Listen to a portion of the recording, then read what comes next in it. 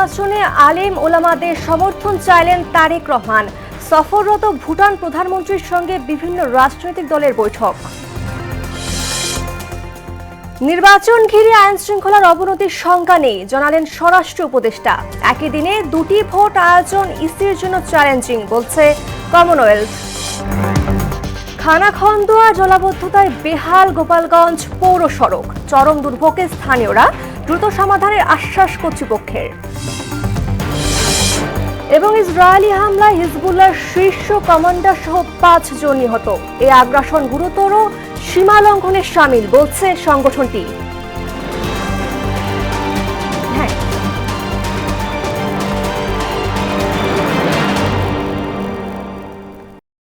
আসসালামু আলাইকুম, সবাইকে মোহনা সংবাদে স্বাগত। শুনছিলেন শিরোনাম, পুরো সংবাদের সঙ্গে আছে আমি আনিকা সুলতানা।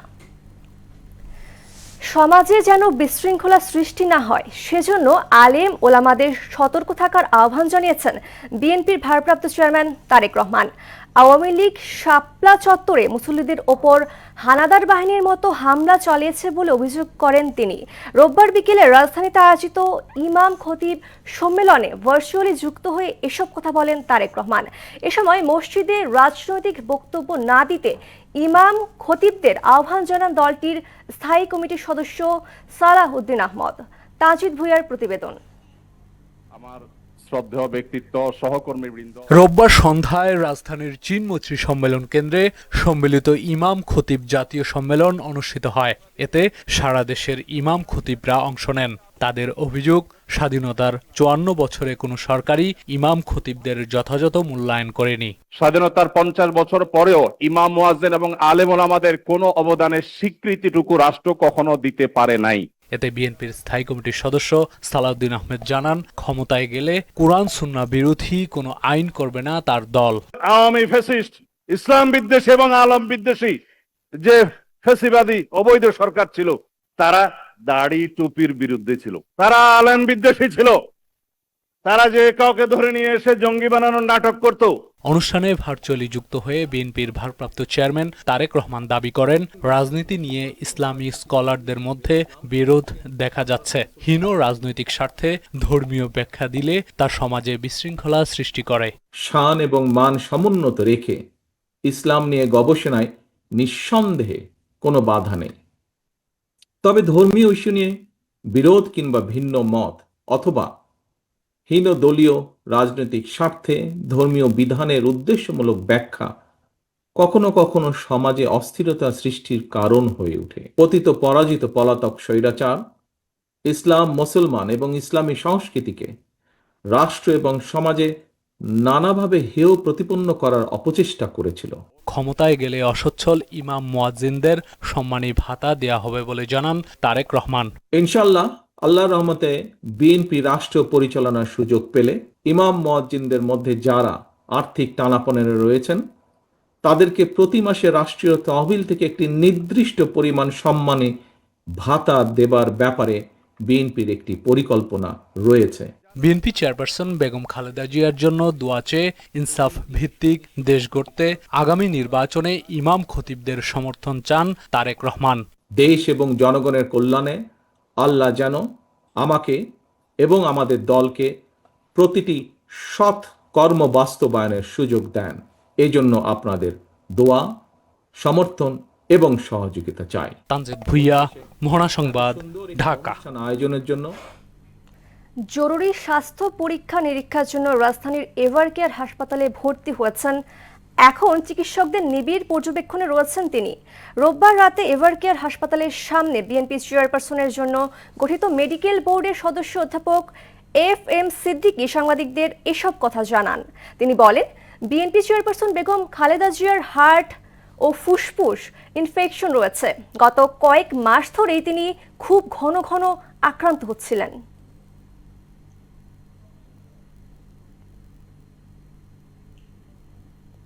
দেশের বিভিন্ন রাজনৈতিক দলের সঙ্গে বৈঠক করেছেন সফররত ভুটানের প্রধানমন্ত্রী শেরিং তোবগ। রোববার রাতে তার সঙ্গে সৌজন্য সাক্ষাৎ করেন মহাসচিব মির্জা ফখরুল ইসলামের নেতৃত্বে বিএনপির একটি প্রতিনিধি দল। সাক্ষাৎকালে বিএনপি চেয়ারপারসন বেগম খালেদা জিয়ার স্বাস্থ্যের খোঁজ নেন ভুটানের প্রধানমন্ত্রী।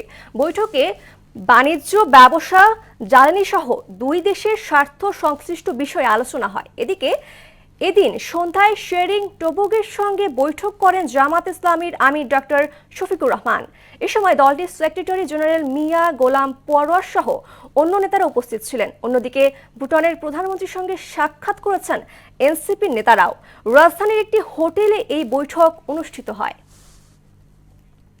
দেশের আইন শৃঙ্খলা পরিস্থিতি উন্নতি হচ্ছে উল্লেখ করে স্বরাষ্ট্র উপদেষ্টা জাহাঙ্গীর আলম চৌধুরী বললেন, নির্বাচন ঘিরে পরিস্থিতি অবনতি হওয়ার আশঙ্কা নেই।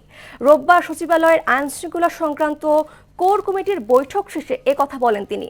সাম্প্রতিক ভূমিকম্প প্রসঙ্গে উপদেষ্টা বলেন, এ ধরনের দুর্যোগে আগাম সতর্কবার্তা দেয়া কঠিন, তবে একটি অ্যাপ্লিকেশনের ব্যবহার নিয়ে পরিকল্পনা করা হচ্ছে। শামীমুজ্জামান চৌধুরীর রিপোর্ট। গেল সপ্তাহে রাজধানীর মিরপুরে যুবদল নেতাকে প্রকাশ্যে গুলি করে হত্যা করা হয়। তার কয়েকদিন আগে পুরনো ঢাকায় একই কায়দায় আরেকটি হত্যাকাণ্ড। এই দুটি খুনসহ সাম্প্রতিক সময়ে কয়েকটি নৈরাজ্যকর ঘটনা নিয়ে বেশ আলোচনা চলছে। নির্বাচনের সময় আরও ঘনিয়ে আসলে আইনশৃঙ্খলা পরিস্থিতি কেমন হবে তা নিয়ে জনমনে প্রশ্ন তৈরি হচ্ছে। তবে রোববার সচিবালয়ে আইনশৃঙ্খলা সংক্রান্ত কোর কমিটির বৈঠক শেষে স্বরাষ্ট্র উপদেষ্টা দাবি করেন, আইনশৃঙ্খলা পরিস্থিতি উন্নতি হচ্ছে, অবনতির কোনো শঙ্কা নেই। নির্বাচনে আগে আইনশৃঙ্খলা পরিস্থিতি ডেটোরেট করার কোনো সম্ভাবনা নেই। আস্তে আপনারা দেখতেছেন আইন শৃঙ্খলা পরিস্থিতি আস্তে আস্তে উন্নতির দিকে যাচ্ছে। কিন্তু একটা জিনিস হলো যে নির্বাচন যতই ঘনে আসবে, সেই সময় ধরেন যে বিভিন্ন পার্টির ভিতরে ধরেন প্রসেশন এগুলি সংখ্যা বেড়ে যাবে। এদিকে গেল 2 দিনে কয়েক দফা ভূমিকম্পে কেঁপেছে পুরো দেশ। শুক্রবারের কম্পনে হতাহতের পাশাপাশি ভবনের ব্যাপক ক্ষতি হয়েছে। এমন দুর্যোগ মোকাবেলায় ফায়ার সার্ভিসের প্রস্তুতি কতটা, এমন প্রশ্নের জবাব দেন স্বরাষ্ট্র উপদেষ্টা। ভূমিকম্পের কোনো আর্লি ওয়ার্নিং অন্যান্য দেশে আছে কিনা আমি জানি না, বাট আমাদের দেশে ওরকম কোনো আর্লি ওয়ার্নিং দিতে পারে না। তবু কেউ বলতেছিল যে 10 সেকেন্ড আগে নাকি একটা ওয়ার্নিং দেয়। তো ওই অনেক দেশে নাকি ওরকম একটা অ্যাপ আছে যেটা 10 সেকেন্ড আগেই হয়। তা আমরা ওইটা চিন্তা ভাবনা করছি আমরা ওরকম একটা অ্যাপ খুলতে পারি কিনা যে 10 সেকেন্ড আগে দেয়। 2009 সালের পর দেশে যেসব অস্ত্রের লাইসেন্স দেওয়া হয়েছে, অন্তর্বর্তী সরকার তার একটিও নবায়ন করেনি বলে জানান জাহাঙ্গীর আলম চৌধুরী।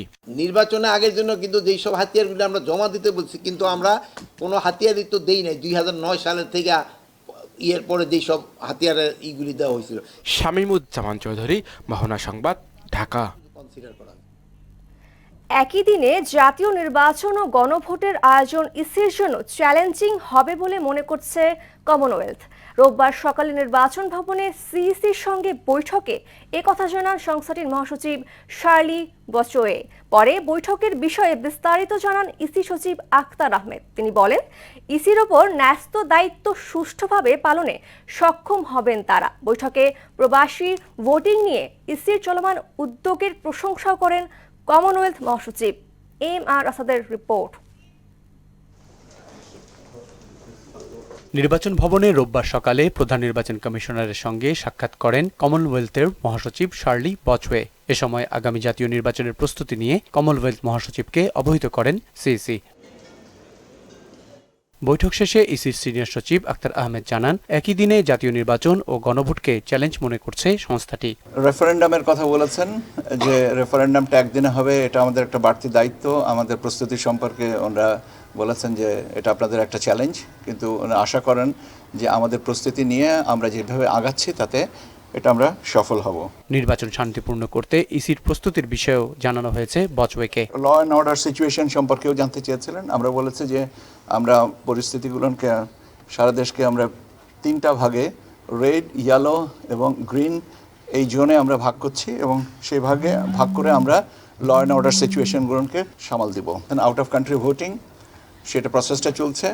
এটা প্রথম ইনক্লুশন 53 বছরের ইতিহাসে এটা শুনে বলা হয়েছে এবং ওনারাও এটা আমাদের প্রত্যাশিত বিষয়টা সম্পন্ন হবে বলে ওনারাও আশাবাদ করেছেন। সংস্থাটি ইসিকে সব ধরনের সাহায্য করতে প্রস্তুত বলেও উল্লেখ করেন ইসি সচিব। Election system is very important, এটার জন্য প্রচারণাটা খুব জরুরি। এম.আর. আসাদ, মোহনা সংবাদ, ঢাকা। বলেছে যে হ্যাঁ আমাদের জুলাই হত্যাযজ্ঞে জড়িত থাকার দায়ে ফাঁসির দণ্ডপ্রাপ্ত শেখ হাসিনা ও আসাদুজ্জামান খান কামালকে ফেরাতে দিল্লিকে চিঠি পাঠানো হয়েছে।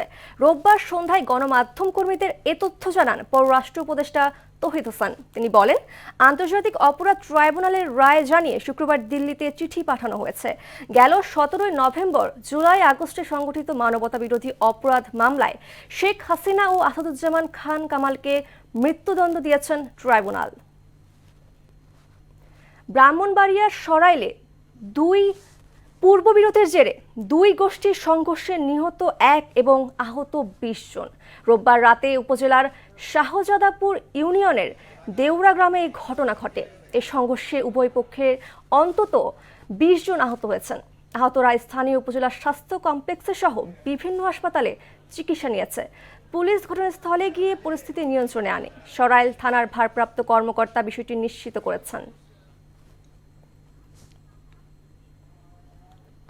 গোপালগঞ্জ পৌরসভার অধিকাংশ সড়ক ও ড্রেনেজ ব্যবস্থা বেহাল হয়ে পড়েছে। খানাখন্দে ভরা প্রতিটি সড়কে বৃষ্টি হলে সৃষ্টি হয় জলাবদ্ধতা। অন্যদিকে শুষ্ক মৌসুমে ধুলো দূষণে অতিষ্ঠ পৌরবাসী। সমস্যার কথা স্বীকার করে দ্রুত সমাধানের আশ্বাস দিলেন পৌর প্রশাসক।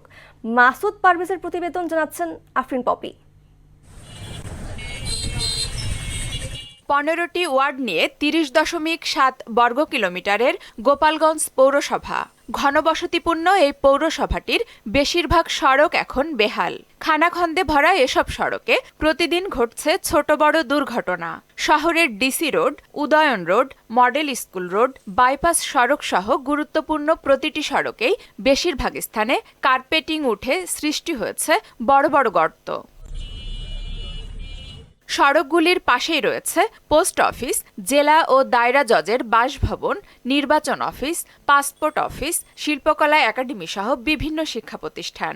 বিশেষ করে 7 নম্বর ওয়ার্ডের শিশু পার্ক থেকে মহিলা কামিল মাদ্রাসা সংলগ্ন 1 কিলোমিটার সড়কের পুরো জায়গা জুড়েই কার্পেটিং উঠে গেছে। এছাড়া শহরের বিভিন্ন জায়গায় ড্রেনের উপরে স্ল্যাব না থাকায় ঝুঁকি নিয়ে চলাচল করতে হয় পথচারীদের। পাড়া মহল্লায় অনুপযোগী সড়কের পাশাপাশি ড্রেনেজ ব্যবস্থা না থাকায় চরম দুর্ভোগে পৌরবাসী। আবার যেখানে ড্রেন আছে সেখানেও বন্ধ হয়ে সৃষ্টি হচ্ছে জলাবদ্ধতা। অনেক রাস্তা পিচ ঢালাই উঠে গেছে, ইটির খোয়া দেওয়া যাচ্ছে, অনেক অসুস্থ রোগী এই রাস্তা দিয়ে নিয়ে যাওয়া যায় না।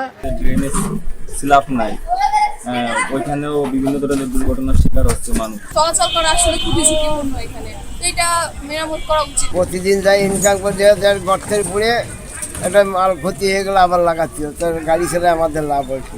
দ্রুত গতিতে রাস্তাঘাটগুলো মেরামত করা খুব প্রয়োজন।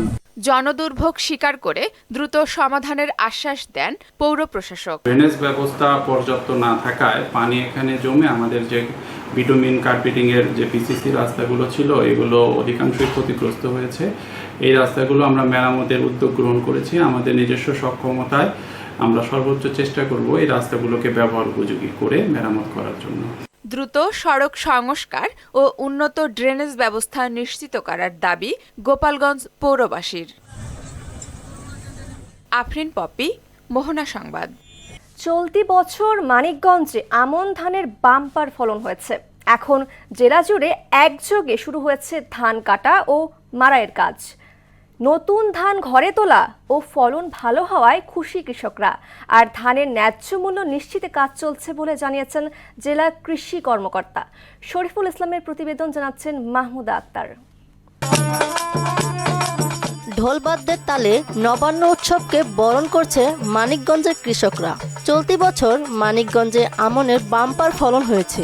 জেলার 7টি উপজেলায় একযোগে শুরু হয়েছে ধান কাটা ও মাড়াইয়ের কাজ। নতুন ধান ঘরে তোলার আনন্দে ব্যস্ত সময় পার করছেন কৃষকরা। এবছর ব্রি ধান 87, ব্রি ধান 49 এবং বিনা 17 ধানের ফলন বেশ ভালো হয়েছে। কৃষকরা বলছে এবছর বর্ষায় মাঠে পানি না এলেও বৃষ্টির কারণে আমনের ভালো ফলন হয়েছে। আশা করছেন আগামীতেও ভালো ফলনের। বৃষ্টি বাদলের জন্য আমন ধান এবার মোটামুটি ভালো হয়েছে। দেশে কয়েক বছর ধরে তো ধান হয় না, 10-15 বছর ধরে ধান নাই কি বললে চলে। কিন্তু এবার আর কি ধানটা খুব ভালোই হয়েছে। এই বছরে যেভাবে ধান হয়েছে তাতে আগামীতে মানুষ উৎসাহ এবং ভালো ফলন করার জন্য আরও অগ্রসর হইতেছে। পানি হয় নাই, হালকা হয়েছিল, কিন্তু বৃষ্টির কারণে খুব ভালো ধান হয়েছে। বেসন টেসন রাখি, আগামীতেও আবার বোনার এটা আশা করছি।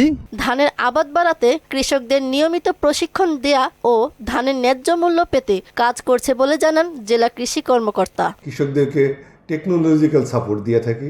বিভিন্ন প্রশিক্ষণগুলোতে আমরা বলি কোন জাতের ধান চাষ করলে তাদের ফলন বেশি হবে এবং কিভাবে আবাদ করলে তারা বেশি ফলন পাবে, এবং সরকার যাতে ন্যায্য মূল্য তারা পায় সেই বিষয়ে আমরা সরকারের সাথে কস্ট অফ প্রোডাকশনের একটা রিপোর্ট প্রদান করে থাকি এবং সেই অনুযায়ী সরকার মূল্য নির্ধারণ করে থাকে।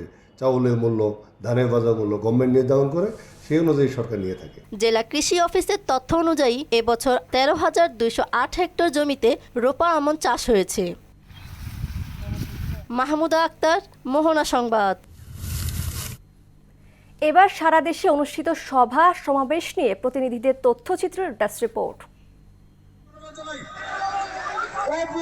ময়মনসিংহের ভালুকায় ৩১ দফা বাস্তবায়নে ধানের শীষের পক্ষে গণজোয়ার সৃষ্টির লক্ষ্যে গণসমাবেশ অনুষ্ঠিত হয়েছে।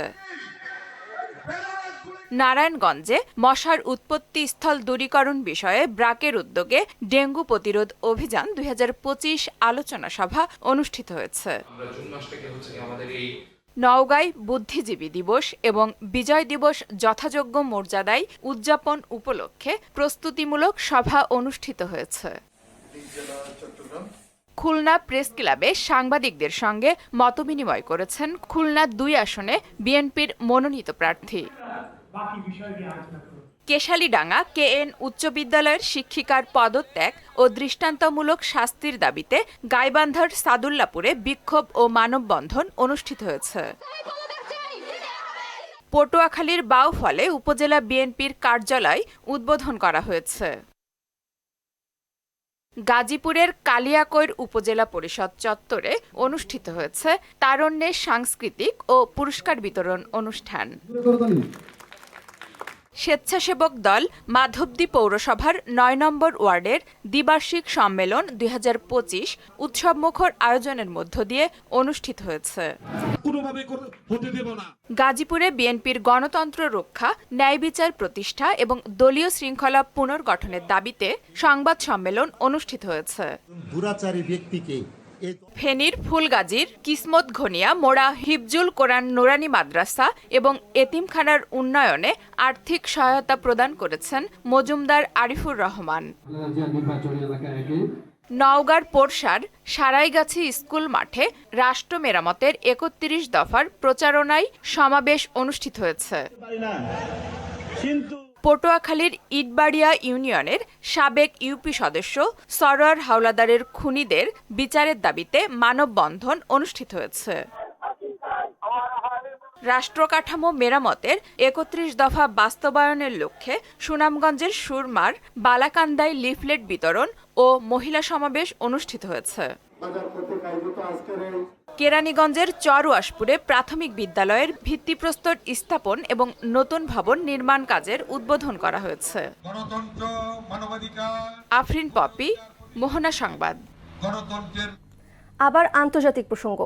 রাশিয়া ইউক্রেন যুদ্ধ থামাতে যুক্তরাষ্ট্র প্রস্তাবিত ২৮ দফা পরিকল্পনা নিয়ে দেখা দিয়েছে নতুন বিতর্ক। মার্কিন প্রেসিডেন্ট ডোনাল্ড ট্রাম্প বলেন, এই পরিকল্পনা প্রত্যাখ্যান করলে ইউক্রেনের প্রেসিডেন্ট জেলেনস্কি নিজের মতো করে যুদ্ধ চালিয়ে যেতে পারে। এক্ষেত্রে দ্রুতই সিদ্ধান্ত জানাতে হবে কিয়েভকে। ঐশী আলমের ডেস্ক রিপোর্ট। রাশিয়া ও ইউক্রেনের মতামত নিয়ে ইউক্রেনে চলমান সংকট নিরসনে ২৮ দফা পরিকল্পনার খসড়া প্রস্তুত করেছে যুক্তরাষ্ট্র। যদিও যুক্তরাষ্ট্রের কিছু সিনেটরের দাবি, যুক্তরাষ্ট্র এই শান্তি প্রস্তাব অন্য কোথাও থেকে পেয়েছে এবং পরে তা ইউক্রেনের কাছে পাঠিয়ে দিয়েছে।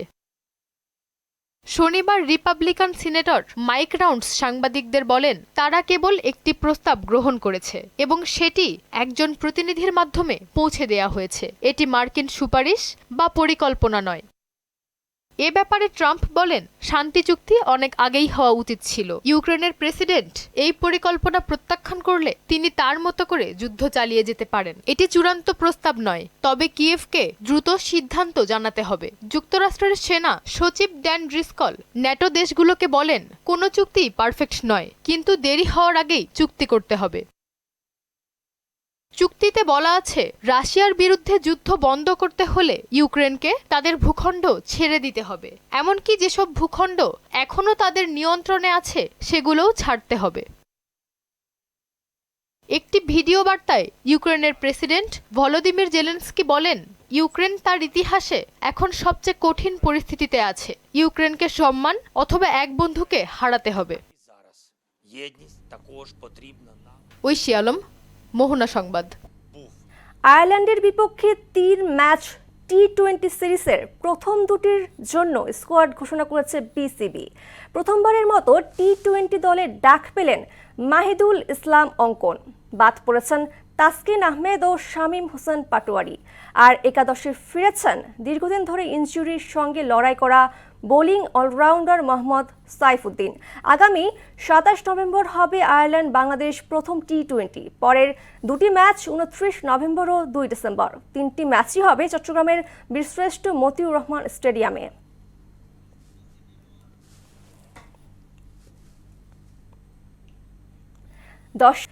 শেষ করব মোহনা সংবাদ, যাবার আগে শিরোনামগুলো আরও একবার।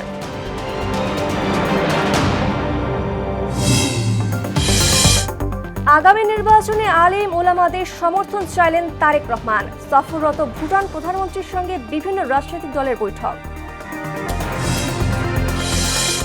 নির্বাচন ঘিরে আইন শৃঙ্খলার অবনতির শঙ্কা নেই, জানালেন স্বরাষ্ট্র উপদেষ্টা। একই দিনে দুটি ভোট আয়োজন স্থিতির জন্য চ্যালেঞ্জিং, বলছে কমনওয়েলথ। খানাখন্দ আর জলাবদ্ধতায় বেহাল গোপালগঞ্জ পৌর সড়ক। চরম দুর্ভোগে স্থানীয়রা, দ্রুত সমাধানের আশ্বাস কর্তৃপক্ষের। এবং ইসরায়েলি হামলায় হিজবুল্লাহর শীর্ষ কমান্ডার সহ 5 জন নিহত। এই আগ্রাসন গুরুতর সীমা লঙ্ঘনের শামিল, বলছে সংগঠনটি।